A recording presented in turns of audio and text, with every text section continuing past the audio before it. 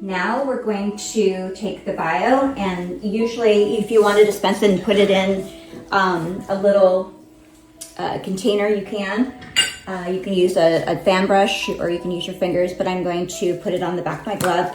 And we say 5 to 6 pumps per treatment, but we start off with just a couple so that you can kind of gauge. She's got a really tiny face, and so you can kind of gauge. So I put 2 pumps on here.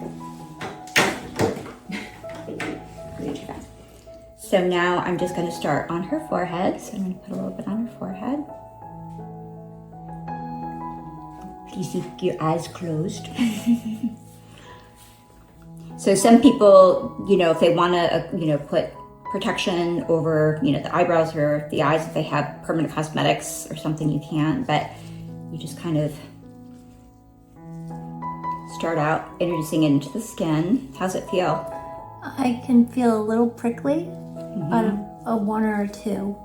So what Dr. George recommends is, when you're first starting with this, to start, maybe piece the, sections out of the skin and start on the forehead so you see kind of how they respond. They're going to acclimatize to the spicules in subsequent treatments, but the first treatment you can see how they're kind of reacting. You introduce it to an area and you can see how the skin's responding. And she's really not even getting pink. A lot of times people won't get very pink and then they get pink later on. Sometimes they get pink when you're doing it and they're less pink later on. So, and let's kind of watch the timing. We wanted to do up to 5 minutes.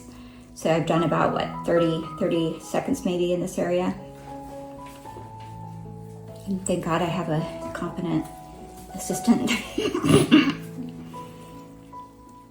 But no more than 5 minutes the first treatment. And the reason why is it's somewhat diagnostic, and it's just, you're gonna see how the skin responds, and you're also gonna have, more manageable experience later on.